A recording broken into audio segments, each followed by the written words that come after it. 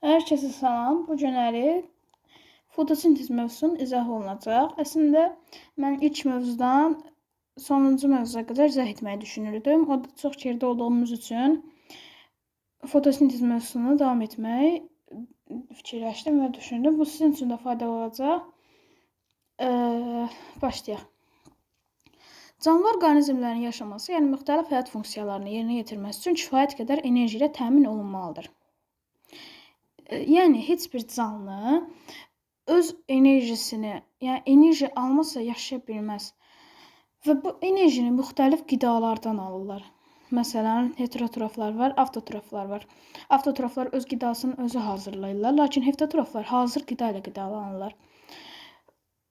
Bu enerji qida məhsullarında enerji ilə zəngin üzv molekulların parçalanması nəticəsində əldə edilir.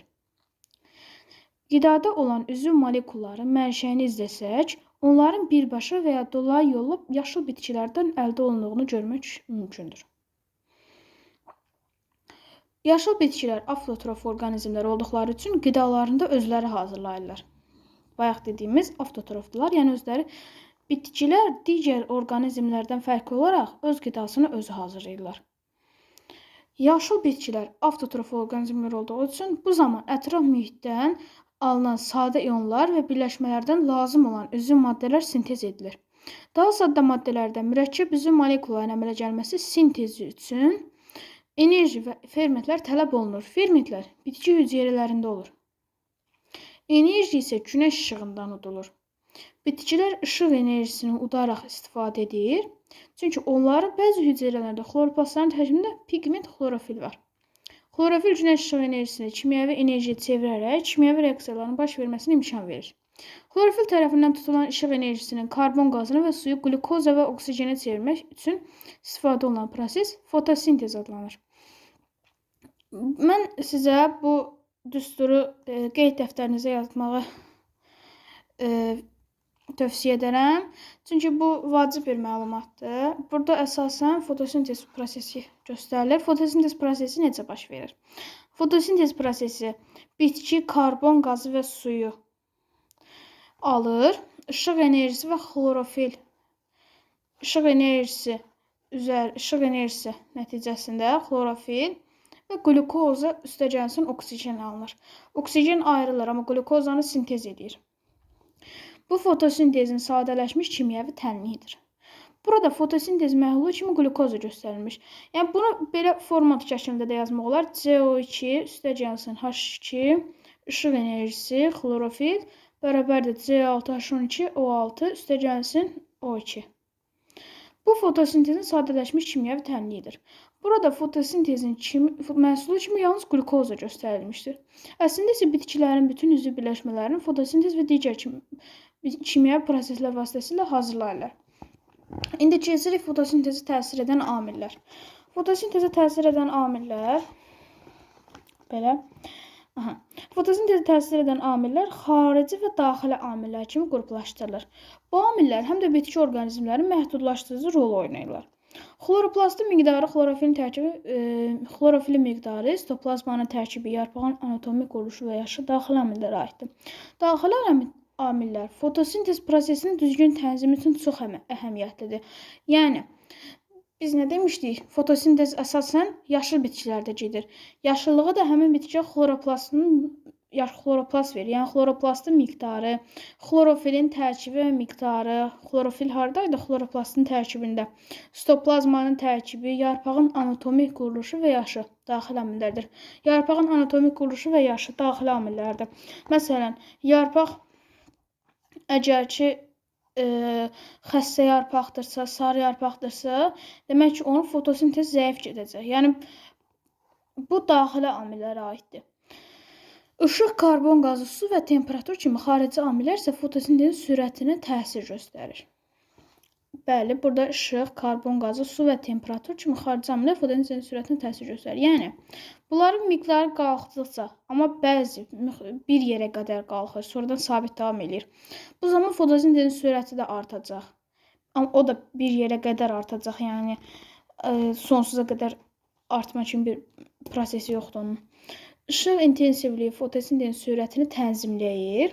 fotosintezin aşağı işıq intensivliyinə başlayıb və parlaq gün işığını yüksək intensivliyə çatana qədər sürət artır, sonra isə sabitləşir.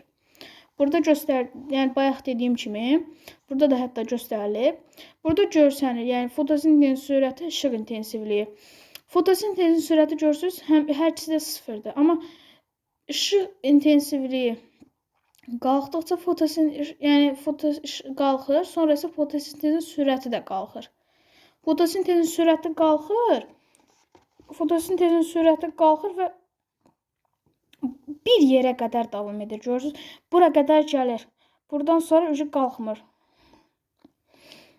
Yəni bir yerə qədər qalxdıqdan sonra sabit formatda davam edir. İndi bu hissədən oxuyuruq. Digər atmosfer qazları ilə müqayisədə, belə qoyaq, daha rahat görsənsin. Digər atmosfer qazları ilə müqayisədə atmosferdə karbon qazı çox azdır. Cəmi 0,3%-dir. Təcrübələr göstərir ki, işıq və temperaturun kifayət qədər bol olduğu şəraitdə karbon qazının miqdarı artması fotosintezin sürətinin artmasına səbəb olsa da müəyyən səviyyədən sonra dəyişmir. Bu zaman ətraf mühitin karbon qazının miqdarı artsa belə, bu fotosintezin sürətində sabit qalır. Eyni ilə bayaq dediyim kimi də işıqda necədir, karbon qazında da elə olur. Yəni gördüyümüz kimi karbon qazının miqdarı azdır. Amma bir müddətdə birdən qalxır. Qalxan zaman nə olur? Fotosintezin sürəti də eyni ilə qalxır, sonra davam edir, sabit qalır. Nə qədər qalxsa da, o zaman fotosintezin sürəti dəyişmir, sabit qalacaq. İndi suyun miqdarını keçirik. Fotosintezin baş verməsi üçün lazım olan maddələrin biri də sudur. Təbiətdə su bol olsa da, onun paylanması dünyanın regionları arasında dəyişir. Ətraf mühitdə suyun miqdarının çoxalması bitkidə fotosintezin sürətini artırsa da, müəyyən miqdardan sonra fotosintezin sürəti sabitləşir və artmır. Gördüyünüz kimi, arxada da işığın intensivliyi verilmişdir. Suyun miqdarı fotosintezin sürətinə həm dolayı yolla təsir edir. Belə ki, suyun udulması aşağı olduqda yarpaqlarda və ya cavan zoğullarda su itkisinin qarşısını almaq üçün ağızlıqlar qapağı hüceyrələri bağlamağa başlayır. Bəli, məsələn, bir bitki quru torpaqda ağızlıqları bağlayır. Niyə? Çünki səbəbi bitki özündə olan suyu itirmək istəmir. Ona görə də ağzı bağlı qalır. Amma nəmli torpaqda fərqli olaraq, nəmli torpaqda ağızlıqlar açıq qalır. Ağızlıqlar açıq qaldığı üçün qazlar mübadiləsi, yəni oksigen girə, oksigen yəni buxarlanır. Buna görə də o ağızlıqlar nəmli torpaqda açıq, quru torpaqda bağlı qalır. Harada qalmışdıq? Ağızlıqların bağlanması isə karbon qazının udulmasının azalmasına, bu da öz növbəsində fotosintezin sürətinin azalmasına səbəb olur. Ağızlıqlar bağlananda nə olur? İçəri qaz daxil ola bilmir. Qaz daxil ola bilmədiyinə görə də karbon qazı daxil olmur. Yəni azalır, az daxil olur. Buna görə də fotosintezin sürəti azalır. Bu tapşırıqları isə ayrıcı format yerinə bir videoda izahı olunacaq. Başlayaq. Fotosintezin baş verməsi üçün hansı şərtlər vacibdir?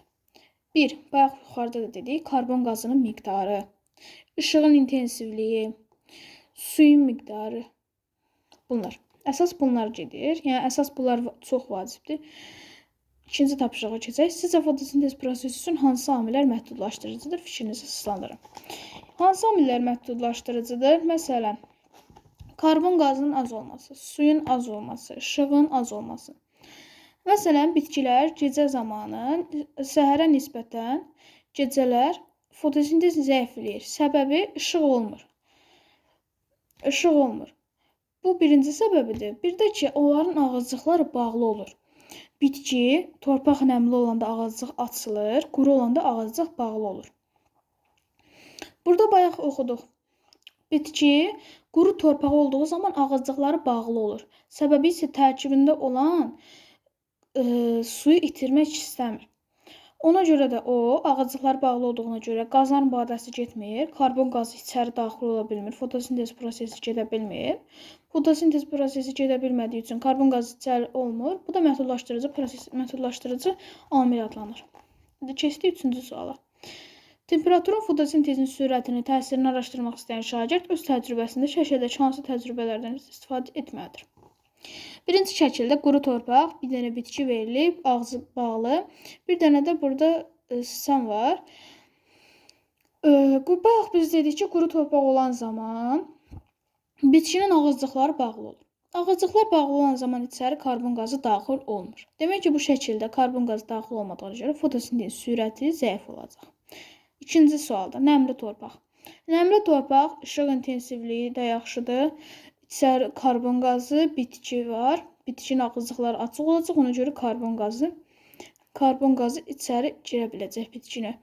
İndi sual verə bilərsiniz ki, bitki karbon qazını hardan tapacaq? Bəs içəridə olan bu siçan oksigeni alacaq, karbonu verəcək və buna görə də o içəridə dövr edəcək. İkinci şəkildə də eyni birinci şəkildəki kimi quru torpaq verilib. Quru torpaq olan zaman işığın miqdarı, lakin ağızcıqlar bağlı olacaq. Ağızcıqlar bağlı olduğuna görə də orada içəri karbon qazı girməyəcək, fotosintez sürəti zəif olacaq. İkinci şəkildə də 10 dərəcə işıq, nəmli torpaq, yenə eyni ilə bitki və siçan verilib. Burada da nəmli torpaq olduğuna görə ağızcıqlar açıq qalacaq. Ağızcıqlar açıq qaldığı üçün də karbon qazı içəri daxil ola biləcək, fotosintez sürəti davam edəcək və sürətli olacaq. Yəni burada cavab B və D variantlarıdır. Və sizdən bu tapşırıqları yazmağınızı xahiş edirəm. Sağ olun, görüşənədək gəlin dərsiniz yaxında.